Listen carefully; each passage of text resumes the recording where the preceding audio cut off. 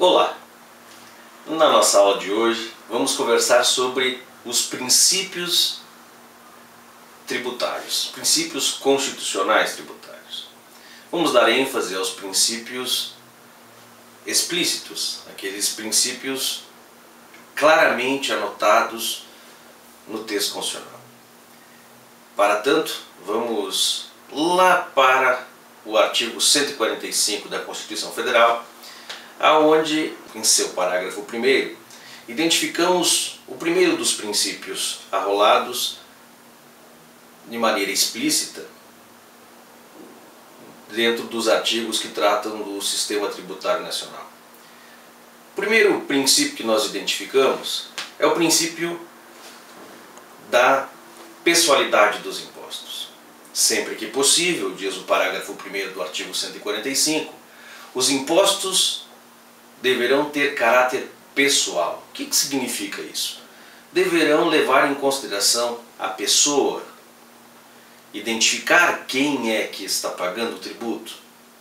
Isto com o intuito de poder cumprir a disposição, a linha de um outro princípio que segue junto ao dispositivo do parágrafo 1º, da segunda parte, que diz que deverá ser graduado o tributo segundo a capacidade contributiva do cidadão. Então vejamos, sempre que possível os impostos deverão ser pessoalizados, pessoais. Hoje, atualmente, no nosso sistema, apenas o imposto de renda é um imposto pessoal. O restante dos tributos leva em consideração a coisa. Atualmente, no nosso sistema, o único imposto pessoal é o imposto de renda, que leva em consideração a capacidade contributiva do sujeito. Os demais impostos são impostos reais, impostos que alcançam o bem, que levam em consideração o bem e não a pessoa que está pagando. O imposto de renda é um imposto pessoal.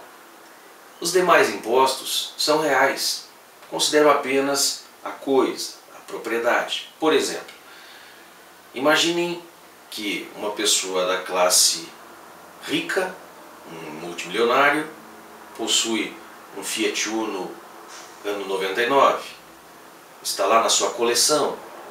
Alguém da classe média conseguiu financiar e pagar o seu Fiat Uno 99, e alguém com muita dificuldade da classe humilde conseguiu financiar em 80 meses o seu Fiat Uno 99. O IPVA, Imposto sobre Propriedade de Veículos Automotores, incide sobre a propriedade do bem e leva em consideração o valor do bem e não a pessoa, quem é proprietário do bem. Em síntese, as três pessoas, o rico, a classe média e o pobre, os três possuindo o mesmo carro, vão pagar o mesmo IPVA, e não importando a capacidade contributiva dos três. Não há como diferenciar. Também existem os chamados impostos indiretos, aqueles impostos que estão embutidos nos preços, nos custos dos produtos, das mercadorias, dos serviços, que quando alguém chega na gôndola do supermercado, compra um determinado produto, não há como identificar se ele é rico, se ele é pobre, se ele é classe média. Ou seja, a carga tributária inserida naquele preço será suportada por pessoas de diferentes capacidades contributivas, porque é a sistemática da grande maioria dos impostos que nós possuímos hoje no nosso atual sistema. O princípio da capacidade contributiva, ele é um princípio norteador para que o legislador, quando vier a criar novos tributos, considere a capacidade de contribuir das pessoas. Quando possível, identificando a pessoa específica que deve arcar com aquele ônus, com aquela exação, com aquela carga tributária. Quando não for possível, há de se ter, por lógica, o entendimento da grande maioria da população se ela consegue ou não suportar aquela carga tributária. Seria utilizar a ideia do homem médio, a média da população consegue suportar esta carga, então ela passa a ser aceitável. Um segundo princípio constitucional tributário que nós identificamos está no artigo 150, inciso 1 da Constituição Federal. É o princípio da legalidade em matéria tributária. A legalidade no direito, por si só, já é um princípio de extrema relevância, de extrema importância. Nós temos lá no artigo 5º, inciso 2 da Constituição Federal, que ninguém é obrigado a fazer ou deixar de fazer alguma coisa, senão em virtude de lei que o obrigue. Portanto, nós temos no atual sistema tributário um princípio esculpido, anotado ali no 150, inciso 1, específico para a cobrança de tributos. Que princípio é esse? Está ali dito que para exigir ou aumentar tributo, há necessidade de lei que o estabeleça. Artigo 150, inciso 1 da Constituição Federal. Vejam, exigir diz respeito a criar tributo. Como se cria o tributo? Já estudamos. O tributo se cria através de lei, em regra, lei ordinária, excepcionalmente, quando a Constituição assim prevê, lei complementar. Mas o tributo deve ser criado por lei em sentido formal. O que é isso? Instrumento emanado do poder legislativo competente, da pessoa pública competente para um determinado tributo. O princípio da legalidade em matéria tributária, ele traz consigo dois subprincípios. Primeiro, podemos destacar o subprincípio da tipicidade cerrada. Tipicidade cerrada. Tipo significa fato, fato cerrado, fato fechado. Ou seja, o fato que gera a obrigação de pagar determinado tributo é exatamente aquele como está anotado no texto legal. Não se pode ampliar o conceito do fato gerador, nem restringir. O fato que gera a obrigação de pagar o tributo é cerrado, é fechado. Não se pode tributar por semelhança, não se pode tributar por analogia, nem mesmo por ficção jurídica. A exceção se a ficção jurídica decorrer do texto constitucional, como é o caso do ouro, que é metal, que é coisa, e é tratado no parágrafo 5º do artigo 153 como um ativo financeiro, um instrumento cambial. Então, à exceção do ouro, nós temos esta exigência de que o tributo deve ter um fato determinado. Ou seja, a lei deve anotar por inteiro todos os detalhes do surgimento da obrigação do contribuinte. Todos os aspectos, o espectro completo que gera a obrigação para o contribuinte deve estar anotado, esculpido no texto legal. Mas, o princípio da reserva absoluta de lei em sentido formal deve, para criar tributo ou majorar tributo, ser lei emanada do poder legislativo da pessoa pública competente para instituir determinado tributo. É lógico que, especificamente para este princípio da reserva absoluta de lei em sentido formal, existem algumas exceções que o próprio texto constitucional prevê, como é o caso do parágrafo 1º do artigo 153 da Constituição Federal, onde lá está anotado que o Executivo pode, e utiliza-se normalmente do decreto, aumentar, alterar as alíquotas, então aumentar ou reduzir dentro do que a lei estabelece por decreto. Então vejam, com exceção destes impostos ali enumerados, que é o imposto de importação, imposto de exportação, IPI e o IOF, com exceção destes, somente lei em sentido formal, lei emanada do poder legislativo é que pode então majorar esses tributos O princípio da legalidade, sem dúvida, é de extrema importância. Mas, como o nosso objetivo aqui é passar apenas algumas noções, um princípio também identificado dentro do sistema tributário nacional de forma expressa é o princípio da isonomia ou igualdade. Este princípio está anotado, está esculpido no artigo 150, inciso 2 da Constituição Federal. De que trata? O que diz este princípio? Diz que pessoas que estejam em situação de equivalência, e apenas estas, devem ter o mesmo tratamento tributário. É isto que diz este princípio. Se eu ganho 10 e sou advogado, fulano ganha 10 e é médico, nós temos que ter o mesmo tratamento tributário. Agora, se eu ganho 10 e sou advogado, ele ganha 100 e é médico, o tratamento não só pode, como deve ser diferente para atender à capacidade contributiva.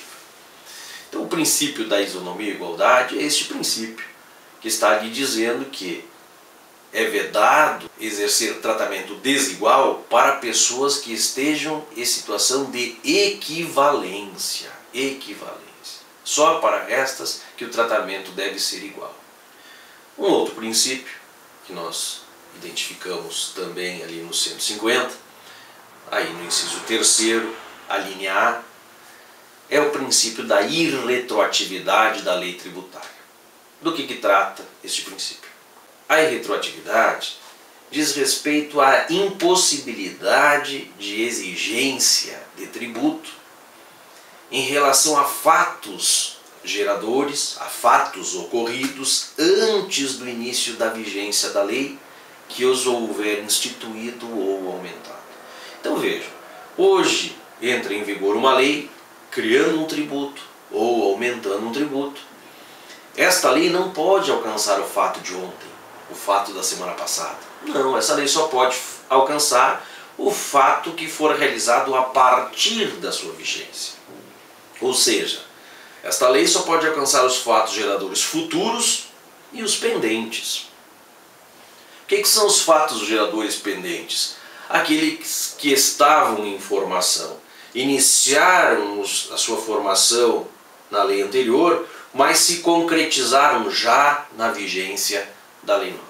Estes também são alcançados pela nova lei. Então, os fatos futuros e os pendentes são alcançados pela nova lei, jamais os fatos passados.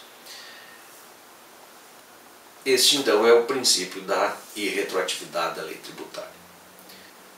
No inciso 3 do artigo 150, na letra B, há um princípio importantíssimo também, como todos os demais, é óbvio, que trata da anterioridade de exercício. Princípio da anterioridade de exercício. O que vem a ser esse princípio? Existe no texto constitucional, então no artigo 150, inciso 3, a linha B, a previsão de que não pode ser exigido o tributo novo ou o aumento de um determinado tributo no mesmo exercício financeiro em que tenha sido publicada a lei que criou, que instituiu o tributo ou que aumentou o tributo. Bem, o que vem a ser o exercício financeiro? O exercício financeiro ele equivale ao ano civil, de 1º de janeiro a 31 de dezembro. Publicada a lei durante um ano, durante um exercício financeiro, ele não pode ser cobrado no mesmo ano o tributo ou o aumento desse tributo, e sim só a partir de 1º de janeiro do ano seguinte. Já no artigo 150, inciso 3, a linha C, nós identificamos o artigo que trata da anterioridade nonagesimal, do princípio da anterioridade nonagesimal. Este princípio diz que, publicada a lei que cria um tributo ou que aumenta um tributo, não pode ser cobrado antes de decorrer 90 dias entre a data da publicação e o início da vigência.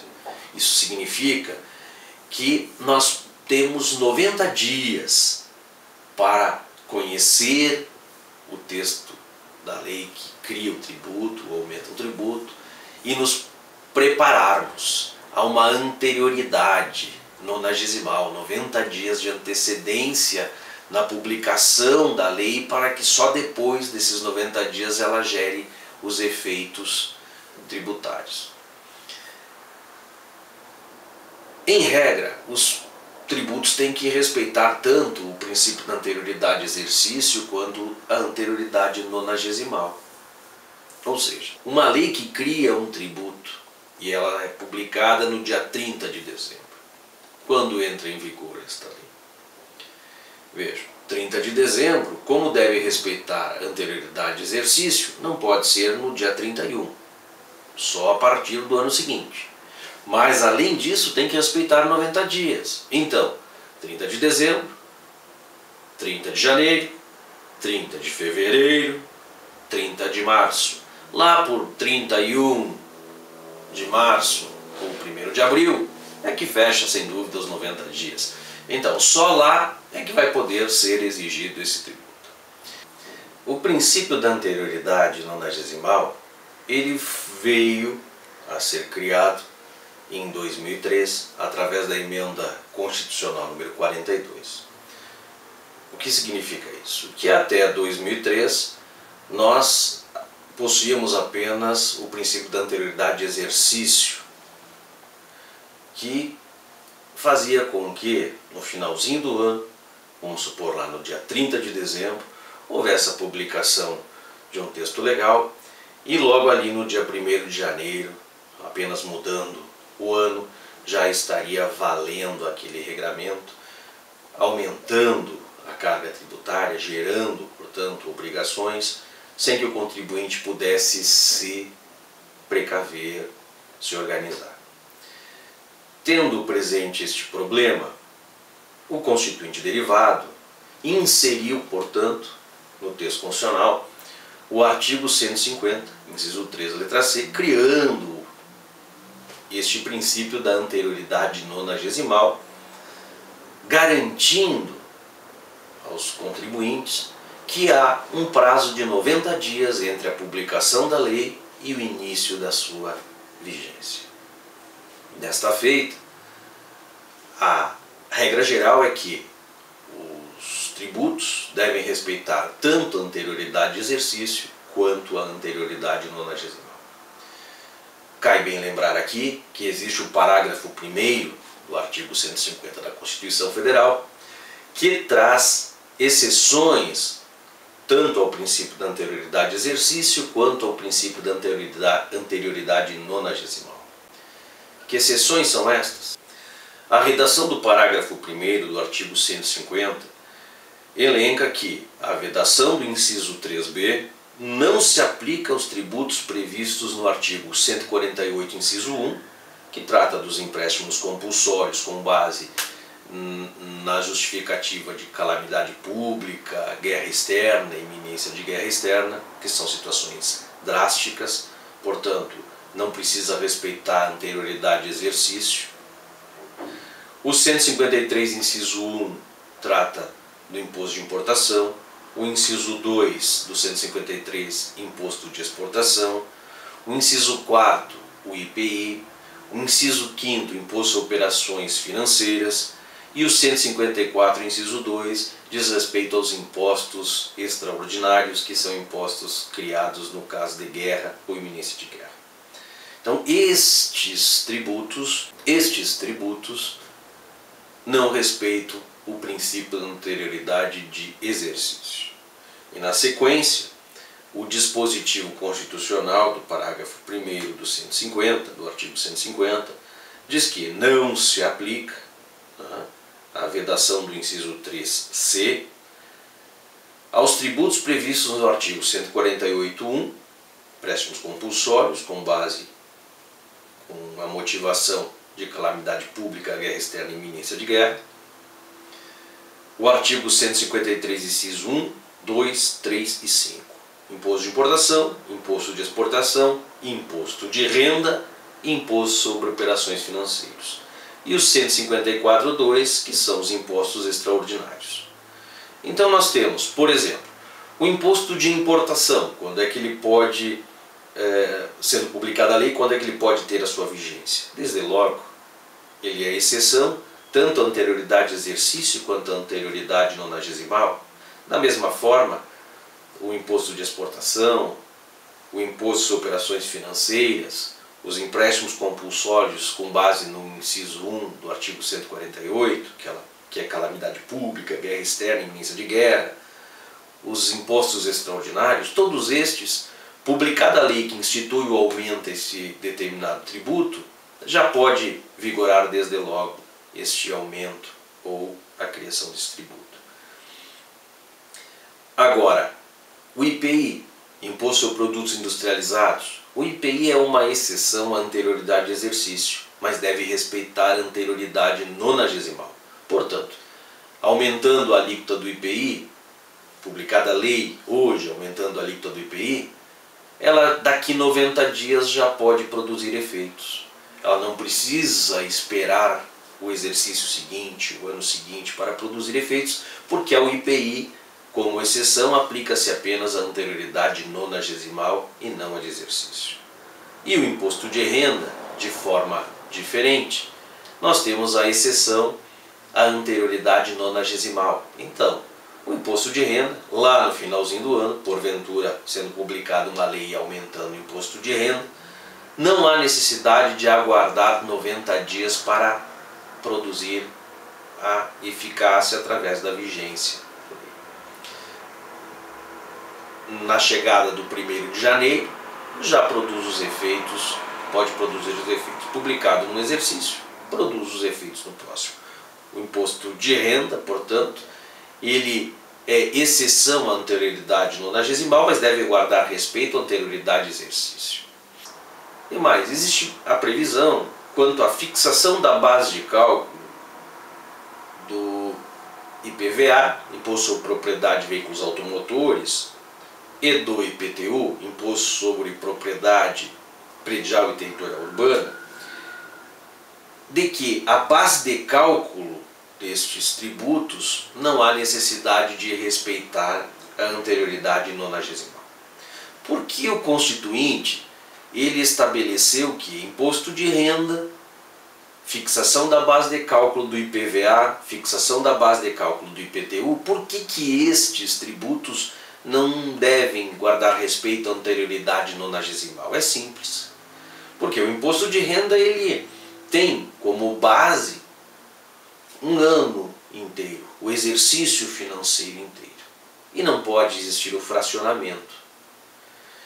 Já o IPTU e o IPVA, esses dois impostos, têm a ocorrência do seu fato gerador no dia 1º de janeiro de cada ano. Ou no caso do IPVA, com a aquisição também do veículo novo. No 1º de janeiro de cada ano, há a necessidade de já estar em vigor a base de cálculo para que possa ali, a partir de 1º de janeiro, ser lançado o IPVA e o IPTU em relação a estes fatos.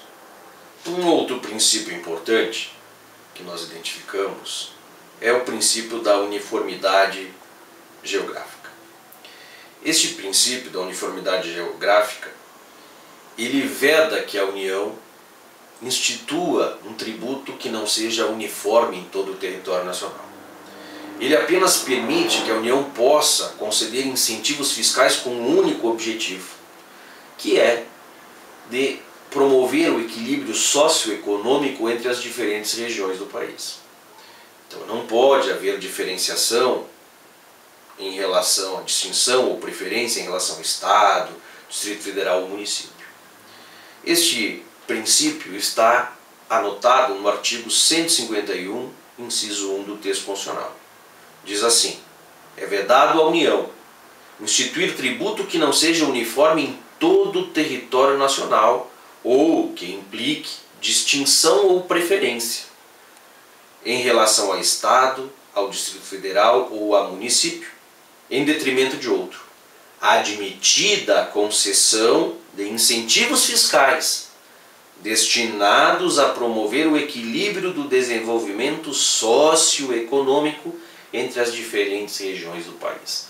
Então, normalmente as regiões do norte e do nordeste, que são menos desenvolvidas economicamente, algumas do centro-oeste do nosso país, acabam recebendo alguns incentivos fiscais. Cabe lembrar que o objetivo do nosso país é que ele cresça como um todo economicamente e não apenas concentre a sua riqueza na região sul, sudeste e em mais alguns estados, como é o caso de Minas Gerais.